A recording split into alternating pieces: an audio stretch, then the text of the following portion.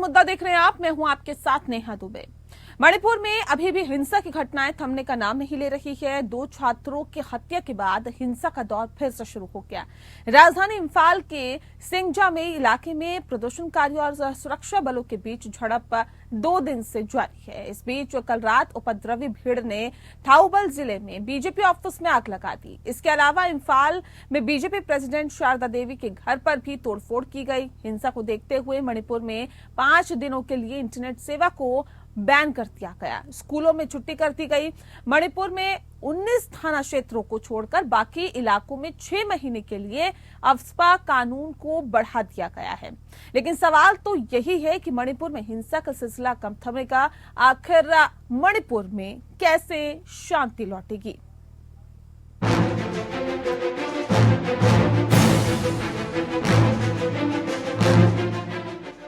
मणिपुर में मैतेई और कुकी समुदाय के बीच 3 मई से जारी हिंसा थमने का नाम नहीं ले रही है। 2 लापता स्टूडेंट्स की हत्या को लेकर विरोध प्रदर्शन जारी है।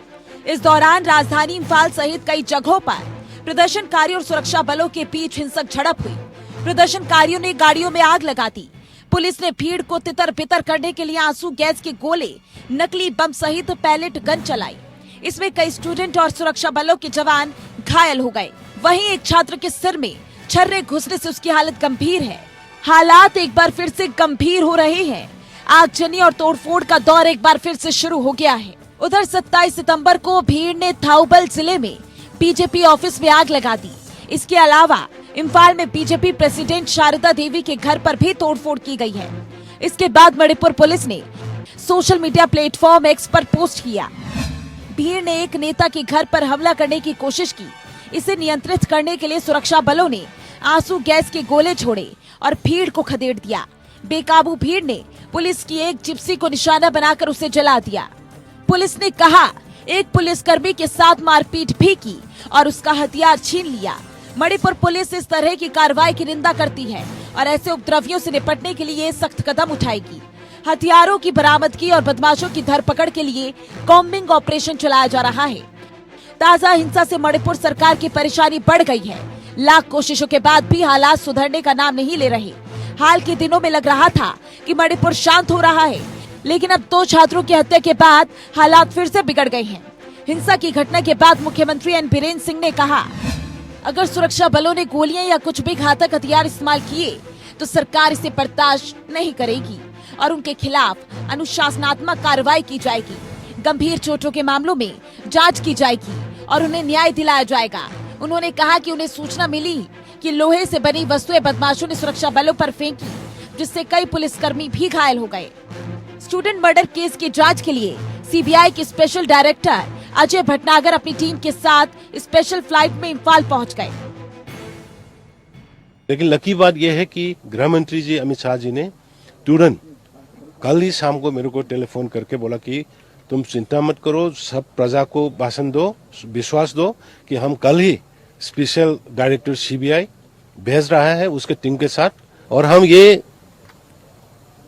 पब्लिक को, मणिपुर प्रजा को ये वाचन देता हूं कि जो कल्प्रिट है, जो मर्डरर है, उसको हम सजा देंगे ही देंगे। वहीं मणिपुर में हालात को काबू में करने के लिए इंटरनेट पर प्रतिबंध को 1 अक्टूबर तक बढ़ा दिया गया। स्कूल बंद कर दिया गया। तनाव को देखते हुए इम्फाल ईस्ट और इम्फाल वेस्ट में कर्फ्यू लगा दिया गया। बिगड़ते हालात के बीच मणिपुर के पहाड़ी इलाकों में AFSPA को 6 महीने के लिए बढ़ाने का फैसला किया गया है, जबकि 19 थाना क्षेत्रों को AFSPA से अलग रख दिया गया है। इनमें इम्फाल, लिम्फेल, सिटी, सिगमई, सेकमई, लामसांग, पतसोई, बांगोई, पोरमपार, हेंगेंग, लामलाई, इरुलबुंग, लेमखो, थोबुल, बिष्णुपुर, नाम्बोल, मोइरोंग, कागचिंग और चिरेबम शामिल है। इसमें सियासत भी जारी है। विपक्ष मणिपुर हिंसा पर बीजेपी को घेर रही है। ताजा हिंसा को लेकर कांग्रेस अध्यक्ष मल्लिकार्जुन खड़गे ने कहा कि राज्य के अक्षम मुख्यमंत्री एन बीरेन सिंह को बर्खास्त किया जाना चाहिए। उन्होंने एक्स पर पोस्ट किया, 147 दिनों से मणिपुर के लोग परेशान हैं, लेकिन प्रधानमंत्री मोदी के पास राज्य का दौरा करने का समय नहीं है। इस हिंसा में छात्रों को निशाना बनाए जाने की भयावह तस्वीरों ने एक बार फिर से पूरे देश को झकझोर कर रख दिया है। अब ये स्पष्ट है कि इस संघर्ष में महिलाओं और बच्चों के खिलाफ हिंसा को हथियार बनाया गया है। सियासत अपनी जगह है, लेकिन इतना तो तय है कि लगातार चल रहे हिंसा के इस दौर से मणिपुर के आम लोग त्रस्त हैं। मणिपुर में 3 मई को शुरू हुई हिंसा में 175 से ज्यादा लोगों की जान जा चुकी है। 65,000 से ज्यादा लोग अपना घर बार छोड़ चुके हैं। ऐसे में सबके मन में यही सवाल है कि आखिर मणिपुर में कैसे लौटेगी शांति। Bureau report, APN news.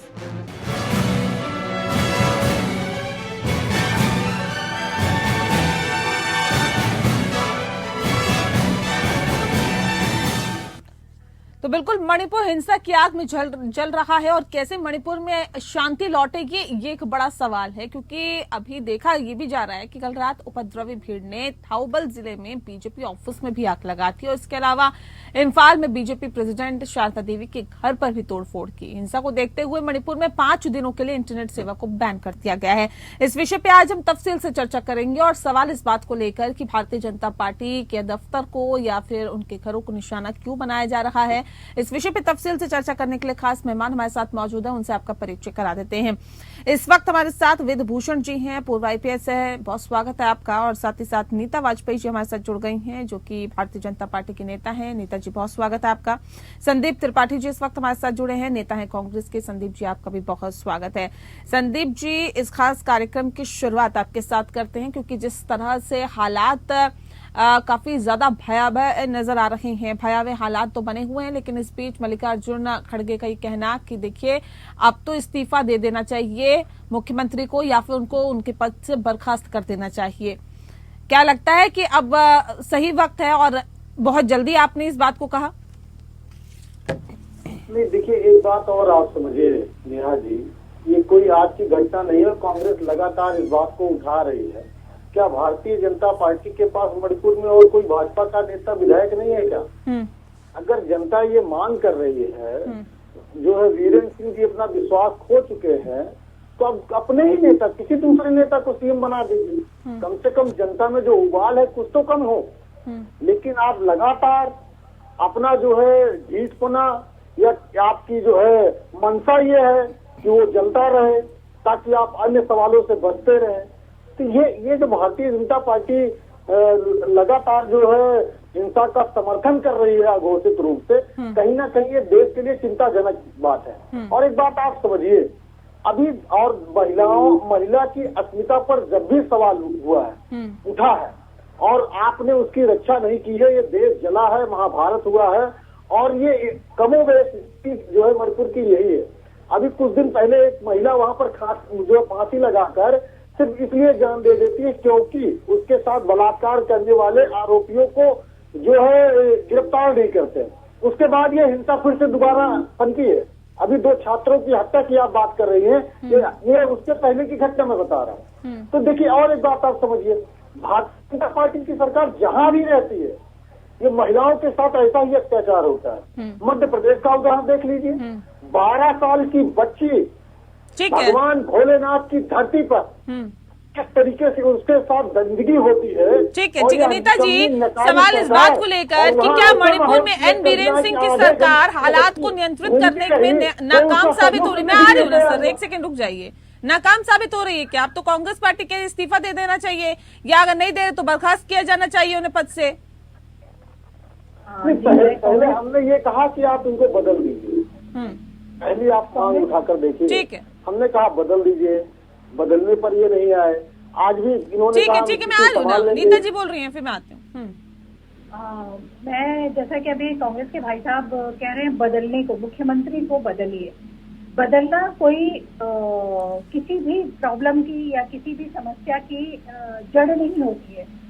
किसी व्यक्ति विशेष को अगर बदल दिया जाए तो क्या आपके अकॉर्डिंग मणिपुर में हिंसा नहीं होगी? मणिपुर फिर पहले तक है जैसा भी था हमें पता है, क्या वहाँ कोई भी किसी भी तरह की कोई अराजक गतिविधियां नहीं होंगी?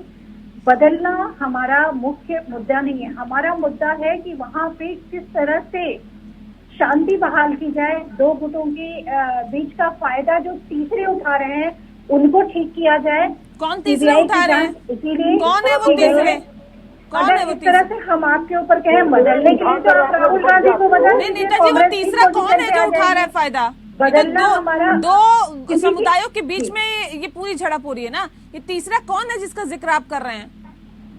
बहुत सारे हैं, जितने भी वहाँ के जो लोकल टेररिस्ट ग्रुप होगा या कोई भी जो उसका फायदा उठाना चाहता होगा। दो लोगों की लड़ाई, ऐसे भी कहा जाता है कि दो लोगों की लड़ाई में तीसरा ही फायदा उठाता है। अब तो बीजेपी कार्यालय को निशाना बनाया जा रहा है, उनके नेताओं के घरों को निशाना बनाया जा रहा है। अब आप यहाँ पे आपने ही मुझे सही बोलने का मौका दिया कि बीजेपी को मुद्दा बनाया जा रहा है, बीजेपी के घर को, उनके आवास को टारगेट बनाया जा रहा है। ये बीजेपी खुद तो करेगी नहीं। ये कौन कह रहा है भारतीय जनता पार्टी कर रही है? आपकी तो सरकार है, आप क्यों करेंगे? लेकिन कौन कर रहा है वो भी तो नहीं, आप उसको सॉर्ट आउट नहीं कर पा रहे हैं। पार्टी के ऊपर उठा सकते हैं उंगली, लेकिन नहीं उठाएंगे, क्योंकि हमारा मेन मकसद क्या है कि वहाँ पे शांति बहाल हो, किसी भी तरह से ये दोनों गुट शांत रहे, इनका फायदा तीसरा ना उठाए और हमारी जो जनता है वो चैन से, अमन से वहाँ पे एक दूसरे के साथ। लेकिन मैडम नहीं हो पा रहा ना, यही तो वजह है कि आज इस मसले पर डिबेट हो रही है कि वहाँ पर अमन शांति बहाल नहीं हो पा रही है। संदीप जी कुछ कहना चाह रहे हैं, मैं आती हूँ फिर लौटती हूँ। संदीप जी जल्दी से। देखिए, हम अपनी बहन से सिर्फ इतना कहना चाहेंगे, अभी आपने कहा कि जो है जो मूल सवाल नहीं है, आज भारतीय जनता पार्टी के नेताओं के घर इसीलिए जलाए जा रहे, इसके पहले भी मंत्री के घर जलाए गए, क्योंकि वहाँ की जनता ये बात मानती है कि कहीं ना कहीं आपकी भूमिका संदिग्ध है। वहाँ पर जनता घर जला रही है, कोई और नहीं जला रहा है। दूसरी चीज, अगर आप राजस्थान में कोई घटना होती है तो गहलोत का इस्तीफा मांगते हैं, तब क्या गहलोत जी जिम्मेदार होते हैं क्या? आप और अन्य विपक्षी जहाँ पर आप सत्ता में नहीं है, तब आप इस्तीफा मांगते हैं ना। अरे जाहिर सी बात है, जिम्मेदारी बनती है आपका, इस्तीफा मांगना जाना चाहिए। जिम्मेदारों से ही इस्तीफा मांगा जाता है, दे देते हैं, आप जिम्मेदारी ले लेते हैं। बात दिक्कत इस बात की है, मतलब जो है देश में कुछ होगा, मोदी जी वैसे जिम्मेदार हैं। नहीं, हमें तो ये बताइए, ये जो 147 दिनों से हिंसा की आग में झुलस रहा है मणिपुर, वेदभूषण जी, इसका जिम्मेदार कौन है? कानून व्यवस्था, लॉ एंड ऑर्डर अगर सही नहीं है तो इसका जिम्मेदार कौन है? क्यों हम सरकारों पर ही ठीकरा फोड़ दे? पुलिस के लिए जिम्मेदारी कुछ नहीं होती क्या?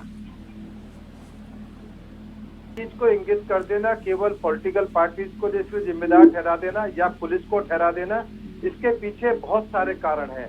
एक तरफ कुकई और मैतीज है, हिंदू और क्रिश्चियंस का मैटर है, दूसरी तरफ चाइना जुड़ा हुआ है और ड्रग्स का मैटर है, और बहुत सारे ऐसे कनेक्टेड इश्यूज हैं जिसकी वजह से वहां पर हिंसा लगातार बढ़ रही है। तमाम तरह के जो सरकार टैक्टिक्स या अपनी तरकीबें इस्तेमाल करती है वो कर रही है। आपको याद होगा इन्वेस्टिगेशन के लिए जो पीछे जो हजारों FIR दर्ज हुई, उसके लिए दिल्ली से 2 महिला IPS ऑफिसर जो बहुत तेज तर्रार IPS ऑफिसर मानी जाती हैं, उसके अलावा और भी 2 पुलिस ऑफिसर्स को इन्वेस्टिगेशन में मदद करने के लिए, इम्पार्शियल इन्वेस्टिगेशन हो गए, इसके लिए भेजा गया। अभी जो लेटेस्ट जो 2 यूथ के मर्डर का मामला आया, उसमें भी वहाँ CBI के डायरेक्टर हैं। अब आप विश्वास ना करना चाहें कि चलो कांग्रेस बीजेपी अपना इंटरेस्ट हो सकता है कि हम इनको भी नहीं मानेंगे, तो कौन सी देश की इन्वेस्टिगेशन एजेंसीज आए आपके पास में? तमाम वहाँ पर Assam rifles, para military forces हैं जिनको माना जाता है इंडिपेंडेंटली काम करती हैं। और ऐसा तो नहीं है कि 2-3 साल से ही मामला चल रहा है। आप इतिहास देखें, जितनी अब ये हिंसा में मौत हुई है उससे कई गुना पहले मौत हो चुकी है। यदि डाटा किसी के पास ना हो तो मैं डाटा दे दूंगा कि इस गवर्नमेंट के आने से पहले बीजेपी का रोल ये हो सकता है कि आप किसी बहुत आपको कोई सॉल्यूशन तो है नहीं कि एक चीफ मिनिस्टर की बजाय बहुत स्मार्ट एक बड़ा खूबसूरत तक CM लाके बैठा दें, फिर बोल रहे तो अपने सूट पैंट में लगे रहते हैं, दूसरा फिर CM लाओ। ये कोई निदान नहीं है कि पॉलिटिकल मसला नहीं है, पुलिस कंट्रोल नहीं करेगी तो क्या रास्ता है सर? वो तो पूछा जाएगा ना, नहीं कौन इसके लिए जिम्मेदार है, वो तो पूछा ही जाएगा ना वेदभूषण जी, कि अगर पुलिस जिम्मेदार नहीं है, पॉलिटिकल पार्टी जिम्मेदार नहीं है, सरकार जिम्मेदार नहीं है, तो फिर जिम्मेदार कौन है? संदीप जी, मैं सीधा रुख आपका कर रही हूँ। सवाल इस बात को लेकर है कि देखिए, जिस बात का जिक्र अभी वेदभूषण जी ने किया, आज नहीं हो रही है हिंसा, भले ही आज सत्ता परिवर्तन हो गया हो, लेकिन ये हिंसा की चीजें तो बरसों से चली आ रही है। फिर भी आप कहते हैं कि मुख्यमंत्री को इस्तीफा दे देना चाहिए। जी देखिए, पहली बात तो नेहा जी, अभी हमारे जो ब्रिजभूषण सिंह जी हैं, जो कि एक अधिकारी रहे हैं, देखिए इस समय नेहा जी बहुत सारे अधिकारी जो है भारतीय जनता पार्टी से रिटायर होने के बाद चुनाव लड़ रहे हैं। हो सकता है इनकी भी कोई अपेक्षा हो, क्योंकि इनकी जो बातें हैं वो एक अधिकारी वाली नहीं है, एक राजनेता की तरह उन्होंने बातें की। वो खुद भी हो रहे हो सर, ये तो विडंबना है ना सर, ये तो विडंबना है। पत्रकार अगर सवाल पूछ लेते हैं तो पत्रकारों को भारतीय जनता पार्टी के नेता बता देते हैं या उनका तोता बता देते हैं। अगर अधिकारी, पूर्व अधिकारी अगर आपसे सवाल कर लेते हैं या आपके जो आईना है वो दिखाने की कोशिश करते हैं तो आप उनको भी बीजेपी का नेता बताते हैं। नहीं, उन सब चीजों को छोड़िए ना, आगे बढ़ते हैं ना। क्यों कह रहा हूँ, ये इसका आधार है ना, बिना आधार आप काट सकती है ना। मेरी बात को काटने के पहले आप आधार तो होना चाहिए, मेरी बात आ जाने दीजिए। इस आधार पे मैं कह रहा हूं, वेदभूषण जी का सुना है कि आपने किसी रैली में गए हो या कहीं पे भारतीय जनता पार्टी के नेताओं के लिए प्रचार कर रहे हो? नहीं कर रहे ना।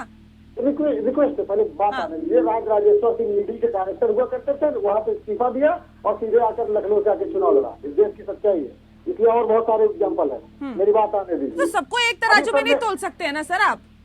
ठीक है, बोलना ही नहीं है। नहीं, फिर आप ऐसे किसी पे एलिगेशन नहीं लगा सकते है ना। अपनी बात रखिए, अपनी पार्टी को रिप्रेजेंट करिए, ऐसे किसी पे आरोप मत लगाइए सर। चलिए फिर आप बोलिए, मैं सुन रहा हूँ। नहीं, आप फिर अगर आप सुनने के लिए ही डिबेट में आए तो फिर अलग बात है। अरे फिर आप बोलने नहीं देंगे तो क्या करेंगे? मैं बोलने का मौका दे दूं ना, किसी पे आरोप थोड़ी लगाएंगे। आप राजनीतिक पार्टी पे आरोप लगाइए, अधिकारियों पे आरोप नहीं लगाएंगे सर। जब तक आप बात नहीं आने देंगे तब तक मेरी बात कैसे पता चलेगी? मैं रखिए अपनी बात बिना आरोप लगाए। नहीं, आरोप बिल्कुल अगर रहेगा तो बिल्कुल लगाऊंगा। मैं बात क्यों कह रहा हूँ पहले सुनिए। उन्होंने गलत कहा, अगर उन्होंने कहा कि ये धार्मिक बात है तो आप बताइए मुझे, आप बता दीजिए कि कुकी समुदाय ईसाई के कौन से जात का आता है? अरे एक जनजाति होती है कुकी, उसके कुछ लोग ईसाई धर्म में चले जाते हैं। ये सनातन धर्मियों की कमी है कि हमारे धर्म से लोग ईसाई में क्यों जा रहे हैं? हम इस पे बात नहीं करेंगे। नहीं, इस पे आइए ना। आज से ये हिंसा हो रही है क्या? इससे पहले हिंसा नहीं हुई क्या? उस पर जवाब दीजिए ना। मोहतरमा बात आ जाने दीजिए, फिर आप बोलिएगा। मैं सिर्फ ये कहना चाहता हूँ कि आपने कहा कि ये धार्मिक मुद्दा है, बिल्कुल धार्मिक मुद्दा नहीं है। क्योंकि एक जनजाति है जो कि सनातन धर्मी है, उसमें से कुछ लोग आज या बहुलता रूप में ईसाई धर्म में कन्वर्ट हो रहे हैं। कहीं ना कहीं ये सनातन धर्मी होने के नाते, एक पार्टी वर्कर के नाते नहीं, सनातन धर्मी होने के नाते हमें और भारतीय जनता पार्टी या हमारे पूर्व आईपीएस सबको सोचना चाहिए। लेकिन आप ये कह दीजिए ये लड़ाई धर्म की है, नहीं। और अभी आपने कहा कि राजनीति कोई सोल्यूशन नहीं होता। राजनीति वो विषय है कि जब बच्चा पैदा होता है तो उसके कौन सा इंजेक्शन लगेगा, बीसीजी लगेगा कि जो है कौन सा टीका लगेगा, ये राजनीति डिसाइड करती है। आप कह रहे राजनीति सोल्यूशन नहीं है। राजनीति इस देश का एक हर जगह, उस समय भी राजनीति थी जब राम जी जो है सबरी का बैर खाने गए थे। तो राजनीति कभी ऐसा नहीं रहा है कि राजनीति नहीं रहती है। आप उसको डिनाई नहीं कर सकते, और डिनाई करते हैं तो आप सच्चाई से। सर, ये विडंबना है कि हमारी जब सरकार होती है तब नहीं दिखता है कि क्या कुछ गलत हो रहा है, लेकिन जब दूसरी पार्टी की सरकार होती है तो गलत भी दिखता है, सही तो खैर दिखता है नहीं। इसको छोड़ दीजिए। नेताजी मैं आ रही हूँ, आज धैर्य रखिए, थोड़ा धैर्य रखिए ना सर, धैर्य रखिए ना संदीप जी, दूसरों को भी मौका दीजिए ना। आप तो चिल्लाते रहते, मौका नहीं मिलता। यहाँ तो आप ही मौका नहीं दे रहे दूसरों को। नेताजी, सवाल इस बात को लेकर है, देखिए आप कह रहे हैं देखिए राजनीतिक समाधान नहीं है, मुख्यमंत्री को बदलने से चीजें बदल ली जाएगी, तो फिर कैसे बदलेगी चीजें? लॉ एंड ऑर्डर कंट्रोल नहीं हो पा रहा, हिंसा की घटनाएं लगातार बढ़ती जा रही है, आगजनी हो रही है, अफसफा लगाए जा रहे, धारा 144 लगा दीजिए। ये क्या स्थिति बना के रख दी है मणिपुर की? मणिपुर तो बहुत ही शांति के लिए जाना जाता था, कैसे शांति बहाल होगी वापस? 147 दिनों से अगर मणिपुर हिंसा की आग में जल रहा है, महिलाओं को नग्न अवस्था में घुमाया जाता है, तो इसके लिए किसी और को जिम्मेदार ठहराए क्या? आप लोगों को नहीं तो? ठीक है, आपने कहा, मैंने सर को सुना, सर ने सही कहा है कि धार्मिक ही का काम जो लोग करते हैं उन्हें नहीं करना चाहिए। और दूसरी चीज मैं धन्यवाद दूंगी सर को कि उन्होंने कहा कि मुख्यमंत्री बदलने से कुछ नहीं होगा। ऐसे ही अगर बिहार में भी आप अगर कल का केस देख लें तो किसी महिला को वहाँ पे भी नग्न घुमाया गया है। मेरे जो कांग्रेस के भाई हैं उस पे क्या बोलेंगे दो शब्द? मैडम कैसी बातें आप कर रहे हैं? मुझे शर्म आती है ये सुनते हुए भी कि उस जगह ऐसा हुआ है तो हमारे मणिपुर में भी ऐसा होगा। क्यों होगा? नहीं, बिल्कुल। फिर आप दूसरी पार्टियों से अलग कैसे हैं? पूरी दुनिया में कहीं भी इस तरह की वारदात नहीं होनी चाहिए। और जो करता है, कंपैरिजन भी आप कैसे कर सकती है एक महिला होने के नाते भी? और रहा मणिपुर का सवाल, मैं मणिपुर के मुद्दे पे आ रही हूँ। मणिपुर का सवाल रहा, मणिपुर आज से नहीं सुलग रहा है। सर ने कहा, सही कहा, क्योंकि उनकी पोजीशन ऐसी है कि वो इंटरनल सारी इंफॉर्मेशन उनके पास होगी। और पॉलिटिकली मेरे पास भी होगी। मैं जिस सन से पैदा हुई हूँ उस सन से भी अगर रिकॉर्ड उठा के यहाँ पे शेयर करूँ तो मणिपुर आज से नहीं जल रहा है। मेरे खुद फिर वही बात घूम फिर के आ गए। वो सवाल मैं पूछ चुकी हूँ और सबको पता है, जो डाटा सामने है उसको डिनाई नहीं किया जा सकता मैम, लेकिन जो आज स्थिति है उस स्थिति में कभी भी मणिपुर नहीं पहुंचा। नहीं, गृह मंत्री ने संज्ञान लिया है और बीच बीच में ये शांति बहाल होती है। संज्ञान लेने से हो क्या रहा है ये बताइए ना। तमाम बैठकें आपने कर ली, मणिपुर तक का दौरा भी कर लिया गृह मंत्री ने, उसके बाद नतीजा क्या है? नतीजा वही ढाक के तीन पात है जो हम अभी फिलहाल तस्वीरों में भी देख रहे हैं। जो स्थिति मणिपुर में बनी हुई है वो बताती है कि मौजूदा सरकार की एक बड़ी नाकामी है, जिस वजह से इसका खामियाजा मैम जनता भुगत रही है। मैम आपके अकॉर्डिंग मैं ये समझ पा रही हूँ कि मणिपुर में लगातार हिंसा हो रही है, बिल्कुल शांति कभी भी कायम नहीं हुई। ऐसा नहीं है मैम, प्रयास जो जारी है उसका रिजल्ट आ रहा है, लेकिन बीच बीच में जो कहीं से वीडियो आ जाना, कहीं से कुछ आ जाना, ये हमें भी सजग कर रहे हैं कि ये वारदातें हो रही है, उसके लिए कदम उठाया जा रहा है। सीबीआई जिसकी वजह से निदेशक भी गए हैं वहाँ पे, सीबीआई का आप देख रहे हो कि काम संभाल लिया उन्होंने। और आपको शांति, ऐसा नहीं कि लगातार हिंसा हो रही है, शांति बहाल करने के लिए हमारे कितने सैनिक हैं वहाँ पे, सारे फोर्स लगे हुए हैं, सब लोग काम कर रहे हैं। शांति तो नहीं है, गलत शांति तो नहीं है। आप लोग भले ही कह रहे हो कि शांति है, लेकिन फिलहाल तो मणिपुर अशांति नजर आ रहा है। लेकिन कब तक शांत होगा ये वाकई देखने वाली बात होगी, क्योंकि मणिपुर लगातार हिंसा की आग में झुलस रहा है। अब तो हालात ये हो गए हैं कि भारतीय जनता पार्टी के ऑफिस तक को आग में झोंक दिया गया। बीजेपी प्रेसिडेंट शारदा देवी के घर पर तोड़फोड़ की गई। ये हालात अगर मणिपुर के हैं तो अंदाजा लगा सकते हैं कि लोग वहां पर कितना परेशान होंगे। मुद्दा में फिलहाल के लिए इतना ही। नमस्कार।